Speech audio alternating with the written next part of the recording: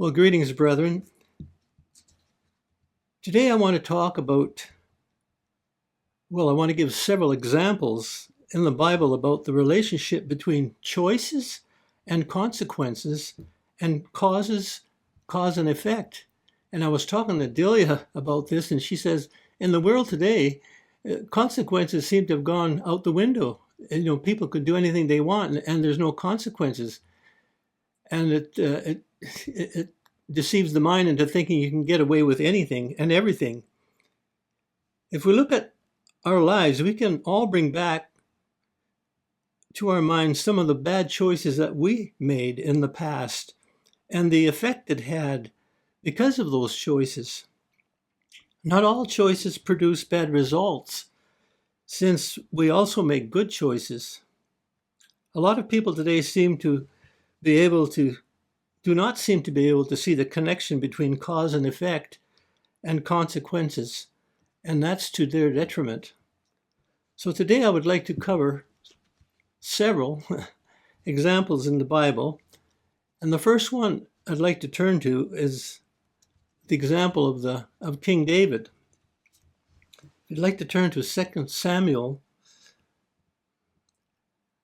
11th chapter, and we'll begin reading in verse 1. It says, "It happened in the spring of the year, at the time when kings go out to battle, that David sent Joab and his servants with him and all Israel, and they destroyed the people of Ammon and besieged Rabbah, but David remained at Jerusalem."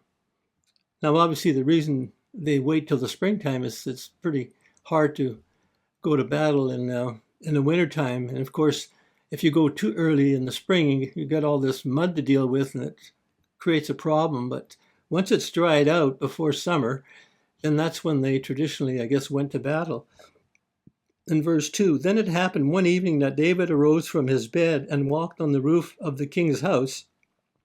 And from the roof he saw a woman bathing, and the woman was very beautiful to behold." Now, you can think about this sentence here, this paragraph, and think, well, I mean, was this a one-time thing, or had he seen her before? The Bible doesn't really tell us, but, you can draw your own conclusions. And verse 3, "So David sent and inquired about the woman, and someone said, 'Is this not Bathsheba, the daughter of Eliam, the wife of Uriah the Hittite?' Then David sent messengers and took her, and she came to him, and he lay with her. And she was cleansed from her impurity, and she returned to her house." So he had an affair with her, basically, and then she went home. And in verse 5, "And the woman conceives, so she sent and told David and said, 'I am with child.'" This is the result of his choice to have relationships with her. He wasn't compelled to do so. It was a choice that he made. The effect, she got pregnant. Of course, the cause was the sexual relationships with her. In retrospect, that was a pretty bad choice that he made. And then to make things worse, he tried to cover it up by bringing her husband Uriah home from the battle with the hope that he would sleep with his wife and that would solve the problem. That did not go well. If you go to verse 8 in 2 Samuel 11, it says, "And Daniel said to Uriah, 'Go down to your house and wash your feet.' And Uriah departed out of the king's house and there followed him a mess of meat from the king. But Uriah slept at the door of the king's house with all the servants of his lord, and went not down to his house." That's not exactly what David had hoped for. And in verse 10, "And when they had told David, saying, 'Uriah went not down unto his house,' David said unto Uriah, 'Comest thou not forth from thy journey? And then didst thou not go down into your house?'" In other words, how come you come from your journey and I give you an opportunity to go home to your house, and you didn't take that opportunity. And Uriah said to David, the ark and Israel and Judah have abide in tents, and my lord Joab, who was the commander of the army, and the servants of the Lord are encamped in the open fields. Shall I then go into my house and eat and drink and to lie with my wife? As thy soul liveth, I will not do this thing. So he was really quite an honorable man, stating that the Ark of the Covenant is in tents, Joab and the army is sleeping out in the open, and you want me to go home and eat and drink and lay with my wife? He just wasn't going to do that. In other words, the cover-up, that failed. Then David sent a letter to Joab to put Uriah where the battle would be the most fierce. And he had that. And of course, that landed up having Uriah getting killed because it was in the heat of the battle there. Further results because of this. In 2 Samuel 11 and verse 27, it says, and when her mourning was over, David sent and brought her to his house, talking about Bathsheba, and she became his wife and bore him a son. But the thing that David had done displeased the Lord.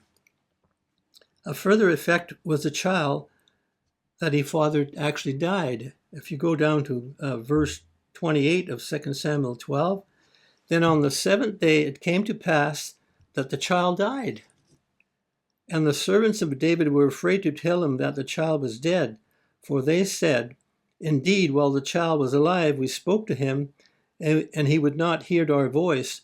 How can we tell him that the child is dead? He may do some harm. He may do some harm to himself or some harm to us. I guess that's what they implied.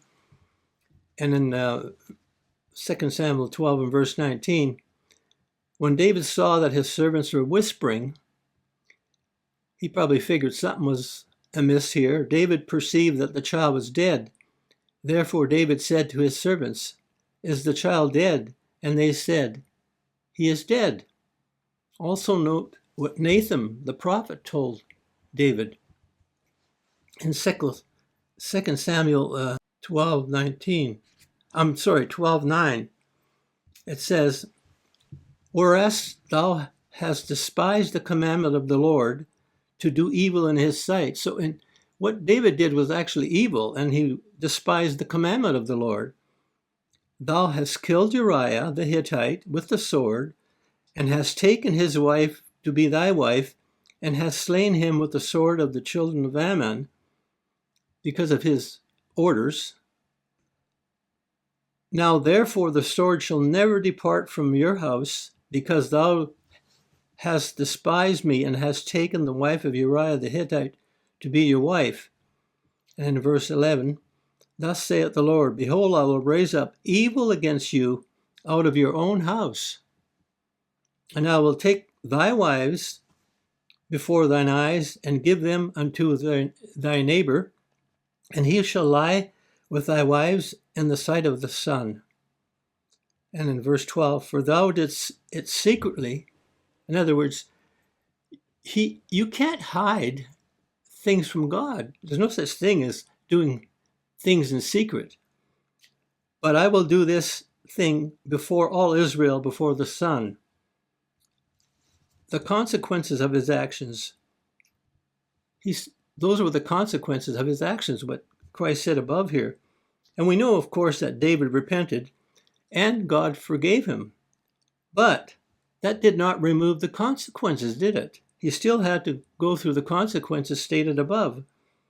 The example shows his choice was a bad one, and further choices to cover it up went really bad for him also, as in regards to King David. David left us a lot of things that are recorded in the Bible that we can use as examples. And there's no secrets with God. I mean, we're just lucky that there's not a book outlining all the bad choices that we made. But David's are recorded, and they're in the Bible. The second example I'd like to use is David also, and I'm not trying to pick on him, it's just that they're good examples about cause and effect and, the results at the end. And this is found in 2 Samuel 24 and in verse 1. It says, "Again the anger of the Lord was aroused against Israel, and he moved David against them to say, 'Go number Israel and Judah.' So the king said to Joab, the commander of the army who was with him, 'Now go throughout all the tribes of Israel, from Dan to Beersheba, and count the people, that I may know the number of the people.' Then Joab gave the sum of the numbers." This is dropping down to verse 9. "Then Joab gave the sum of the number of the people to the king, and there were in Israel 800,000 valiant men who drew the sword, and the men of Judah were 500,000. So that's 1.3 million, if I add that up right. Then what? In 2 Samuel 24 and verse 10, it says, "And David's heart condemned him after he had numbered the people. So David said to the Lord, 'I have sinned greatly in what I have done, but now I pray, O Lord, take away the iniquity of your servant, for I have done very foolishly.'" And he had been told previously by God not to count the size of the army, but to rely on God to fight his battles. So this was a direct, opposite of what God had instructed him to do, the total opposite. And God was not very pleased about it either. We see the cause, the choice David made. What was the effect of his choice? Over in 2 Samuel 24 and verse 11, "Now when David arose in the morning, the word of the Lord came to the prophet Gad, David's seer, saying, 'Go and tell David, thus says the Lord, I offer you 3 things. Choose.'" Now he had to make a choice. "One of them for yourself, that I may do it to you." So Gad came to David and told him, and he said to him, "Shall 7 years of famine come to you in your land? Or shall you flee 3 months before your enemies while they pursue you? Or shall there be 3 days plague in your land? Now consider and see what answer I shall take back to him who sent me." So he had to make a choice now, and I don't think any of these choices were very pleasant, but they were a result of his disobedience, his rebellion against God. Verse 24:14, "And David said to Gad, I am in great distress." Well, I can imagine he was. "Please let us fall into the hand of the Lord, for his mercies are great, but do not let me fall into the hands of man." So he trusted God's mercy more than the mercy of man. So the Lord sent a plague upon Israel from the morning till the appointed time, from Dan to Beersheba, 70,000 men of the people died. So he had a choice, and this is the result. The effect of disobeying God led to the death of 70,000 men. It's quite a price to pay for not following instructions from God regarding the counting of the size of the men that were suitable for battle. The choice led to a bad result.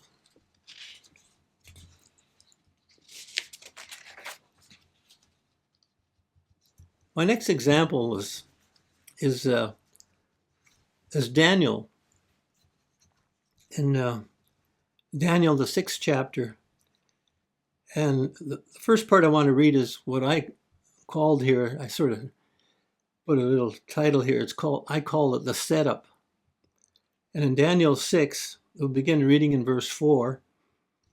It says, "So the governors and satraps sought to find some charge against Daniel concerning the kingdom, but they could find no charge or fault, because he was faithful, nor was there any error or fault found in him."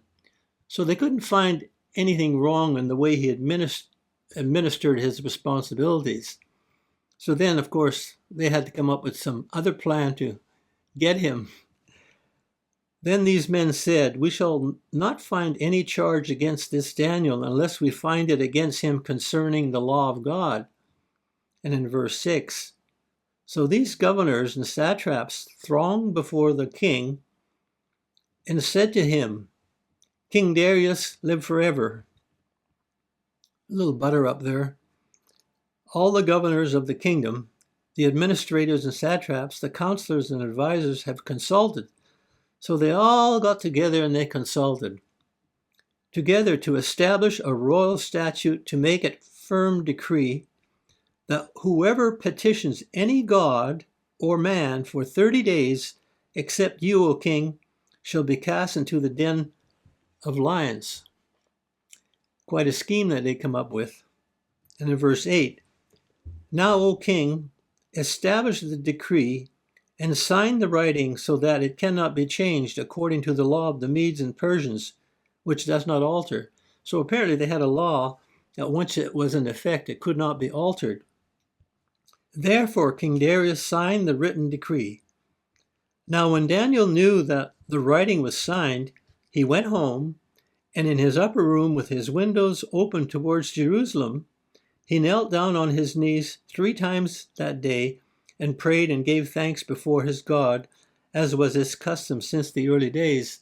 So he had a custom of praying 3 times a day towards Jerusalem through the open window, which, of course, people on the outside looking could see. Then these men assembled and found Daniel praying and making supplication before his God. And in verse 12, and they went before the king and spoke concerning the king's decree. Have you not signed a decree that every man who petitions any god or man within 30 days, except you, O king, shall be cast into the den of lions? The king answered and said, the thing is true, according to the law of the Medes and Persians, which does not alter. So the king acknowledged that the laws don't alter, and what they were saying was true.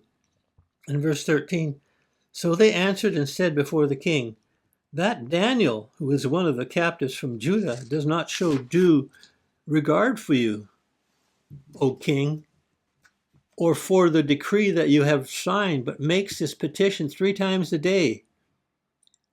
And the king, when he heard these words, was greatly displeased with himself and set his heart on Daniel to deliver him, and he labored till the going down of the sun to deliver him. So the king realized that he had been taken by these guys, and he had a lot of, it's obvious, a lot of love and respect for Daniel, and he was trying to find a way to get around this, but of course there was no way if the law couldn't be changed. Over in verse 15, then these men approached the king and said to him, know, O king, that it is the law of the Medes and Persians that no decree or statute which the king establishes may be changed. So they pressed the issue. So the king gave the command, and they brought Daniel and cast him into the den of lions. But the king spoke, saying to Daniel, your God, whom you serve continually, will deliver you. And that's really quite amazing when you think of it, that he said that. The king actually believed that God, the God of the Bible, the true God, would deliver him. But he had no choice but to throw him in there because of the decree. Daniel's choice was not to obey the king's decree, and he prayed to God by his window, which could be seen by the governors. The cause of his dilemma? He chose to obey God rather than men. The effect? Thrown into the lion's den. The outcome? Let's go over to Daniel 6 and verse 21. Then Daniel said to the king, O king, live forever. Verse 22, my God sent his angel and shut the lion's mouth so that they have not hurt me, because I was found innocent before him. And also, O king, I have done no wrong before you. So he hadn't done any harm to the king. He was just being obedient to God. And in verse 23, now the king was exceedingly glad for him and commanded that they should take Daniel up out of the den. which is quite interesting. That's how much he cared for Daniel. He was exceedingly glad. So Daniel was taken up out of the den, and no injury was found on him because he believed in his God. He had faith in God, he trusted God, and the lions did not hurt him. Daniel was saved by God for making the right choice, and it did not go well for his accusers, those governors who accused him. They were thrown into the lion's den with their families, and all of them were killed by the lions. Daniel made the right choice with a very positive outcome for him. But the outcome for those treacherous men who tried to plot against him didn't turn out so good. The fourth example I'd like to talk about is Daniel's three friends.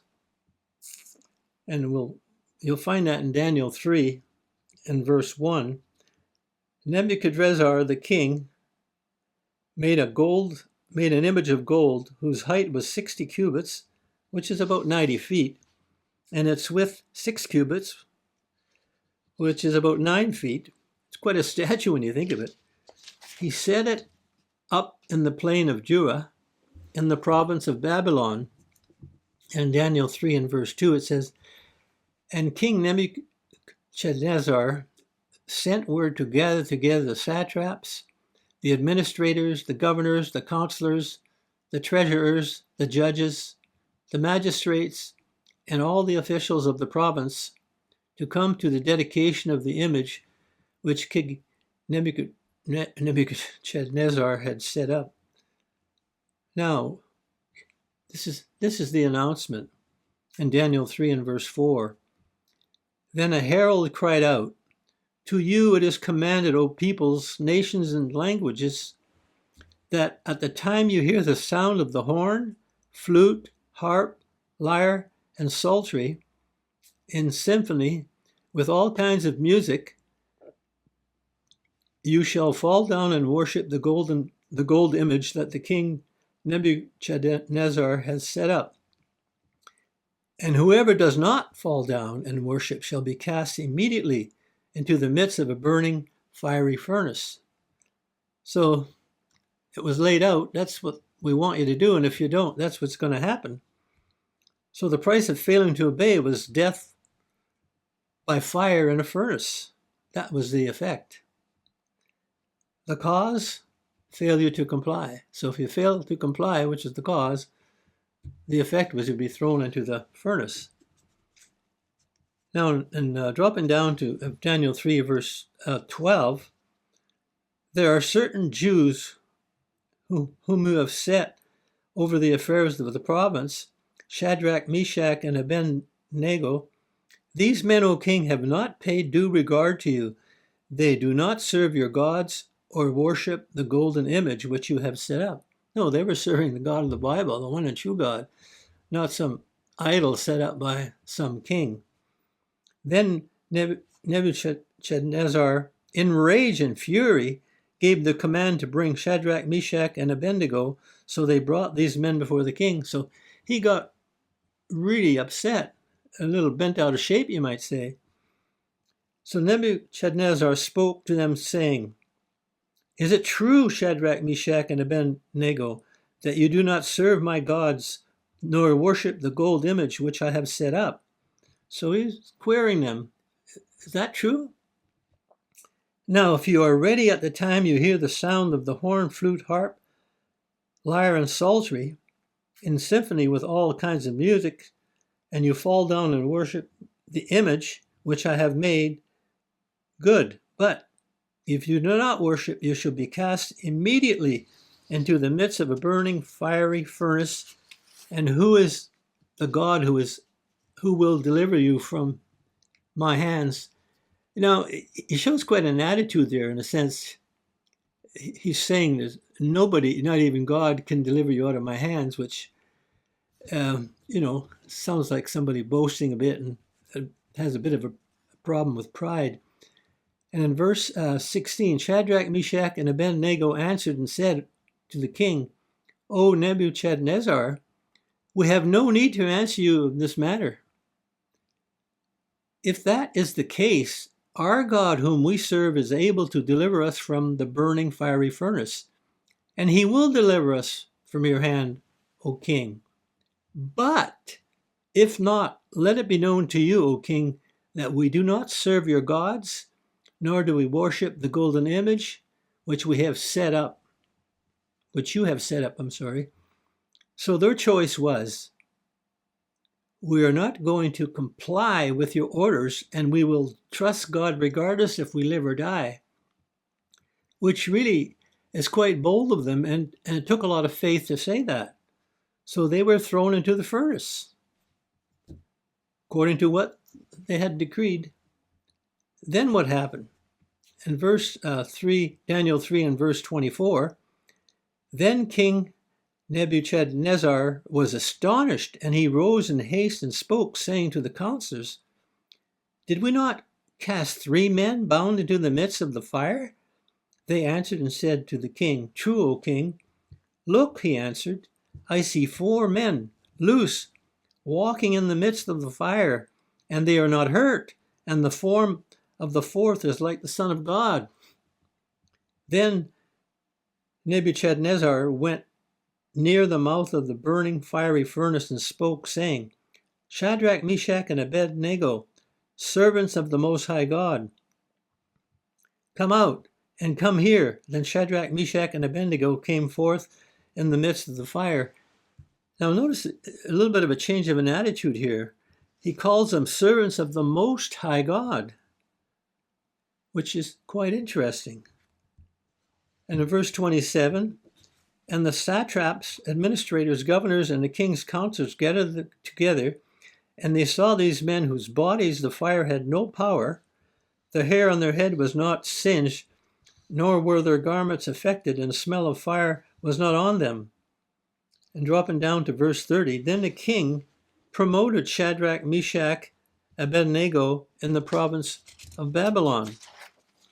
So the outcome was good, because God saved them, and they did not even have the smell of smoke on their clothing. Cause, would not bow down to the idol. Effect, thrown into the fiery furnace. Outcome, 2 outcomes here. They were saved from the fire, a good outcome for obeying God, plus were promoted in the process. So for their faithful obedience to God, they had a really good reward that came to them. Their lives were saved, and they got a big promotion. The next example I'd like to look at is Joseph. After he was sold by his brothers, he was in Potiphar's house as a servant. And in Genesis 39, and beginning in we'll read verse 4 first. It says, so Joseph found favor in his sight and served him. That's Potiphar is talking about. Then he made him overseer of his house, and all that he had he put under his authority. And dropping down to verse 7, it says, and it came to pass after these things that his master's wife was casting long eyes on Joseph, and she said to him, lie with me. So Potiphar's wife was attracted to Joseph and wanted to lie with him. What was his choice in the matter? In other words, what did he decide to do? In verse 8, it says, but he refused and said to his master's wife, look, my master does not know what is with me in the house. In other words, my master doesn't have someone keeping an eye on me for everything I do in the house, and he has committed all that he has in my hand. He trusts me. He committed all that he has into my hands. There is no one greater in this house than I, nor has he kept back anything from me but you. You're the only thing that you're the exception, in other words. But you, why? Because you are his wife. How can I do this great wickedness and sin against God. He refused, knowing it was a sin against God, so he had a knowledge of what was right and wrong, and what she was proposing was a sin against God. She kept pestering him till one day he ran out of the house and left his garment in her hand. And if you drop down to Genesis 39, verse 11, it says, "But it happened about this time when Joseph went into the house to do his work, and none of the men of the house were inside." So he was there alone with her. And in verse 12, that she caught him by his garment, saying, "Lie with me." But he left his garment in her hand and fled and ran outside. Now, what principle was he following here? That principle is actually written years later in the New Testament, and that's found in 1 Corinthians 6 and verse 18. And the New King James Version states, 1 Corinthians 6:18, "Flee sexual immorality. Every sin that a man does is outside the body, but he who commits sexual immorality sins against his own body." And the King James Version states it this way, "Flee fornication. Every sin that a man does is without the body, but he that commits fornication sins against his own body." So he fled fornication, which is written about later in the book of 1 Corinthians. That's exactly what he did, actually flee. And the story goes on. And in Genesis 39 and verse 20, "And Joseph's master took him and put him into the prison, and a place where the king's prisoners were bound, and he was there in the prison. But the Lord was with Joseph and showed him mercy and gave him favor in the sight of the keeper of the prison." So in spite of the fact he was thrown in prison, God gave him favor in the eyes of the keeper of the prison. And the keeper of the prison committed to Joseph's hand all the prisoners that were in prison, and whatever they did there, he was the doer of it. So the end result of this story, Joseph interpreted a dream from Pharaoh's baker and his wine pourer, which were thrown in prison, which eventually was brought to the attention of Pharaoh, which caused him to be promoted to the second highest position in the kingdom. So his choice to obey God and not get involved with Potiphar's wife led to temporary imprisonment. It was only temporary, and later rise to great prominence in Egypt, allowing him to eventually bring his father and his brothers with their families from the land of Canaan into Egypt to live.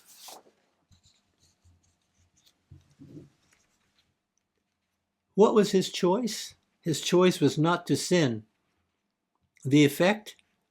Prison for a while, but exaltation. A good result for his right choice, and it was a good, positive result for his brothers and his whole family, his father, that were brought into Egypt and into actually the best land of Egypt. And they were there for, several hundred years. The next example I'd like to look at is the example of Saul. Now, over in 1 Samuel 15, beginning in verse 1, these are the instructions that Saul received. "Samuel also said unto Saul, The Lord sent me to anoint you to be king over this people, over Israel, and now therefore hearken unto the voice of the words of the Lord. Thus saith the Lord, I remember that which Amalek did to Israel, how he laid wait for him in the way when he came up from Egypt." And these Amalekites were somewhat of dirty fighters. What actually happened was they attacked the back end of the camp. Now the way they moved, all the men were in the front of each tribe, and then at the back they had the women and children. Well, the Amalekites didn't attack the front of the group, they attacked the back, the women and children. And God was very displeased of their tactics, and he wanted to even the score out, you might say, which he has a total right to do, obviously, as God. In verse 3, it says, "Now go and smite Amalek, and utterly destroy all that they have, and spare them not, but slay both man and woman, infant and suckling, ox and sheep, camel and ass. So they were to literally wipe them all out, including the animals. And Saul gathered the people together and numbered them at Telaim, 200,000 footmen and 10,000 men of Judah, which is 210,000 in all. And Saul came to the city of Amalek and laid wait in the valley. And verse 6, and Saul said unto the Kenites, Go, depart, get out, get you down from among the Amalekites, lest I destroy you with them. For you showed kindness to all the children of Israel when they came out of Egypt. So the Kenites departed from among the Amalekites. So here, because they were showed kindness, God showed them mercy.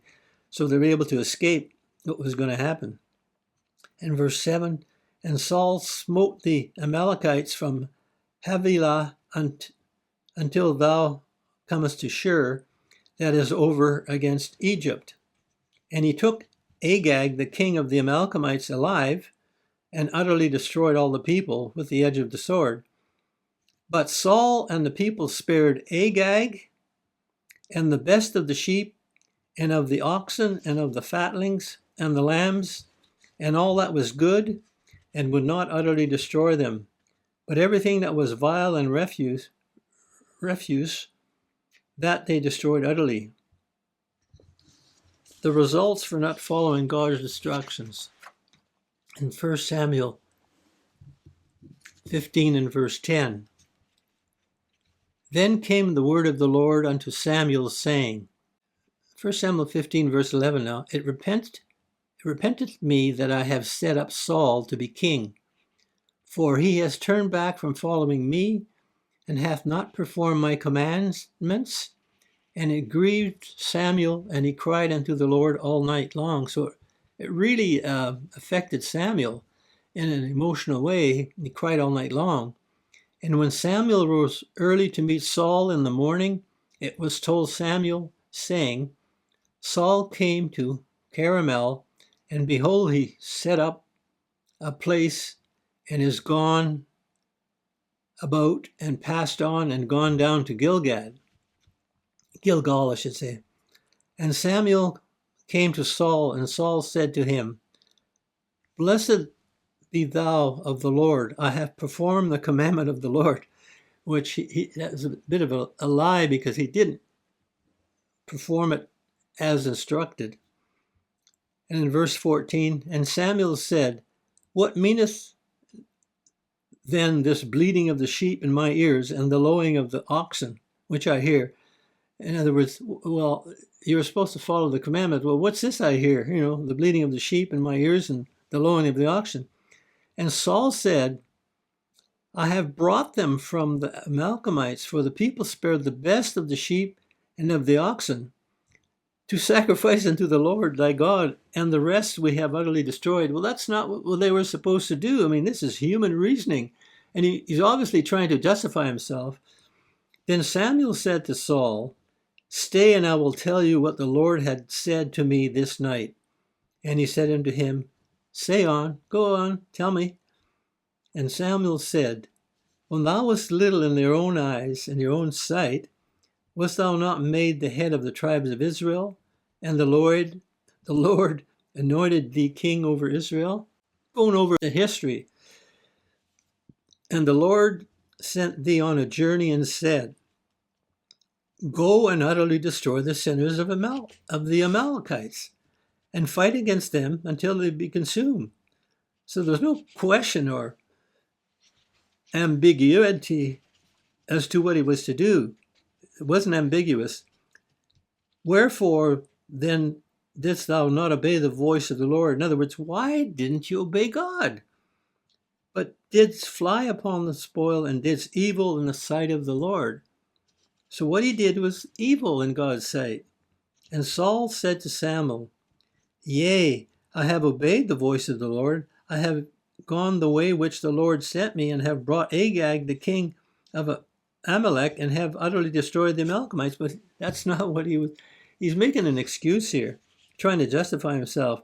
But the people took of the spoil, blaming on the people, sheep and oxen, and the chief of the things which should have been utterly destroyed, to sacrifice unto the Lord your God in Gilgad.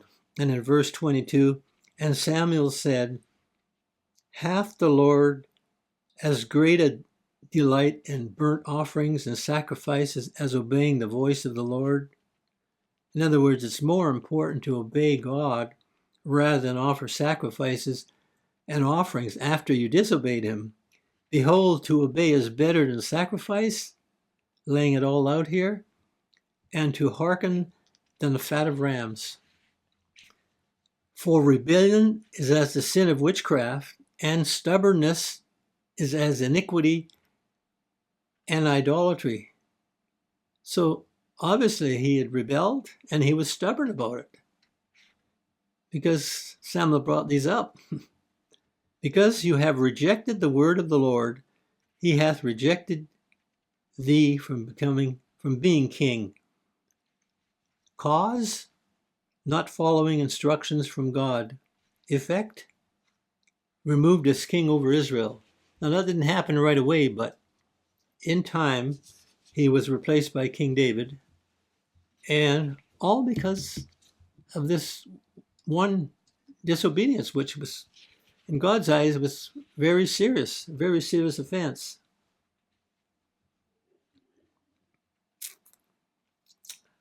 The next example I want to use is Moses.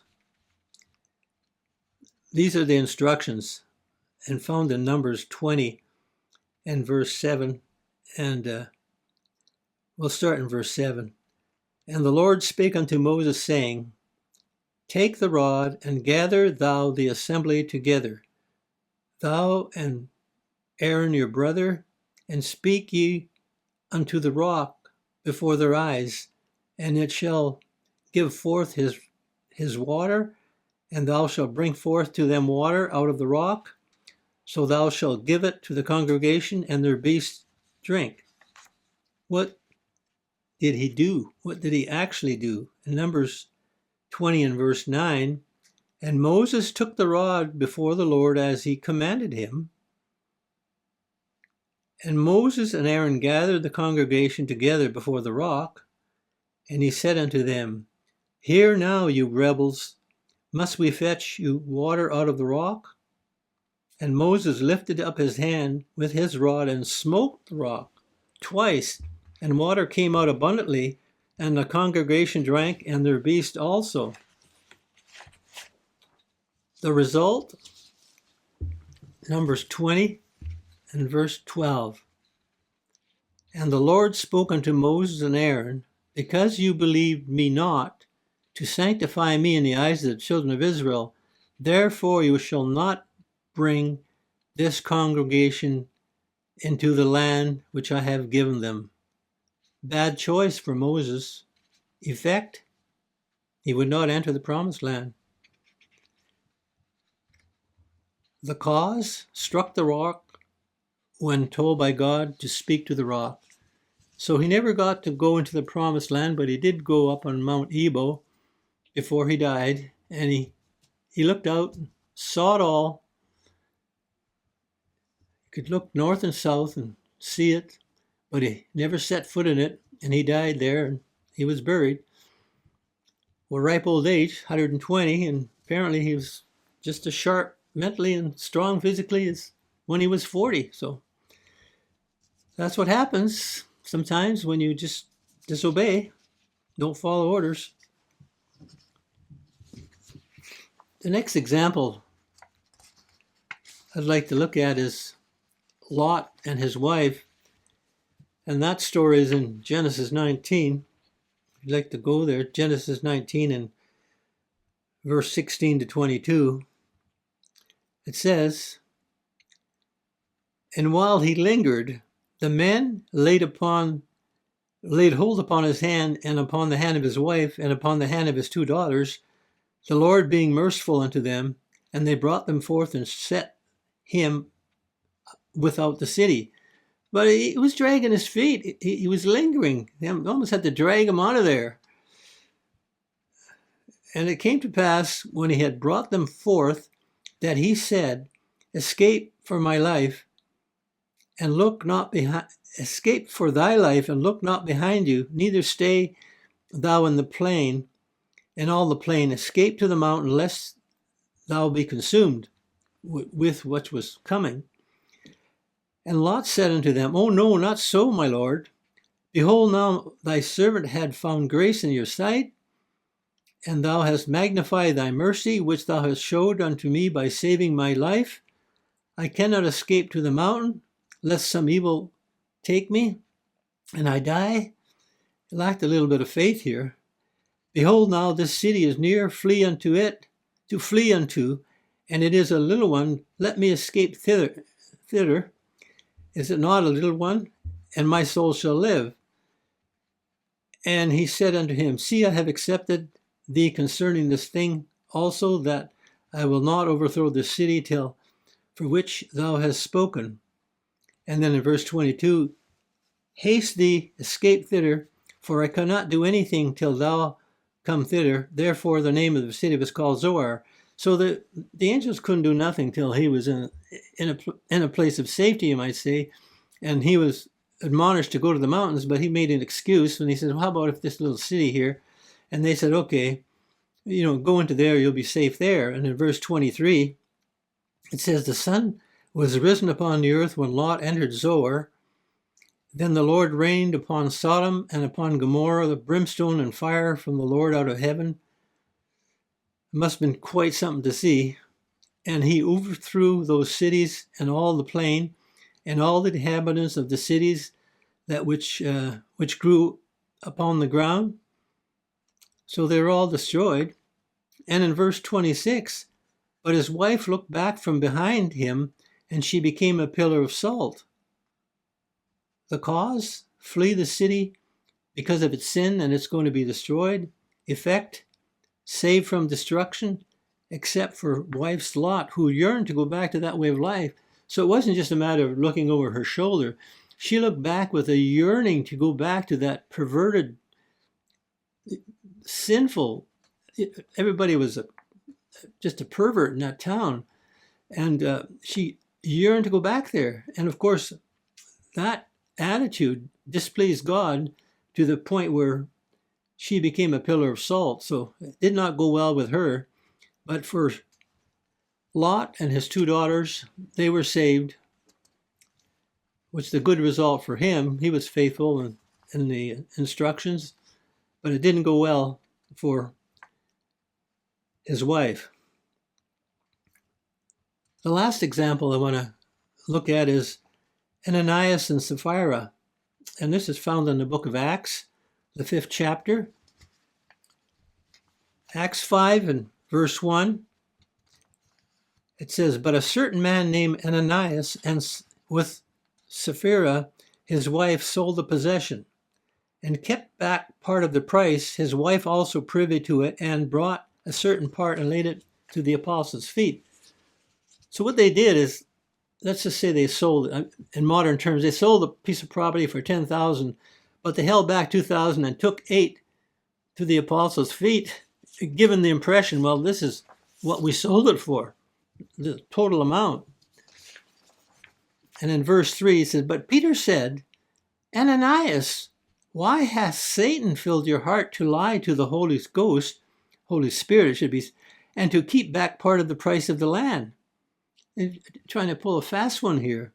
Whilst it remained, was it not in your own?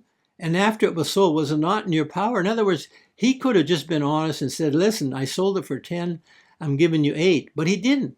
He brought 8 forward. I'm using that as an example.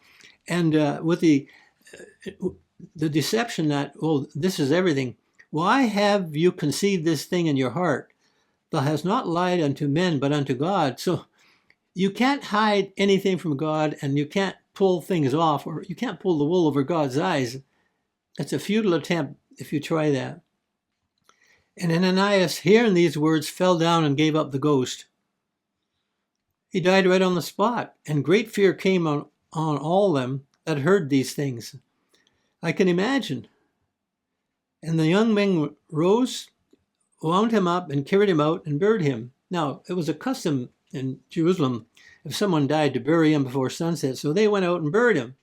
Now, in verse 7, it was a space of about 3 hours after when his wife, not knowing what was done, came in. So she was totally unaware of what had transpired. And Peter answered unto her, "Tell me whether you sold the land for so much." And she said, "Yes, for so much." So Peter says, "Did you sell the land for 8,000? And she said, "Oh yeah, we sold it for 8,000. Then Peter said unto her, "How is it that you have agreed together to tempt the Spirit of the Lord? Behold, the feet of them which have buried your husband are at the door, and shall carry you out." Then she fell down straightway at his feet, and yielded up the spirit. And the young men came in, and found her dead, and carried her forth, burying her with her husband. The cause of this story, of this situation, they were trying to deceive. That was the bottom line. The effect, both died for their lies. Bad choice. They should have been more honest. But they didn't. And unfortunately, they paid a big price for their dishonesty.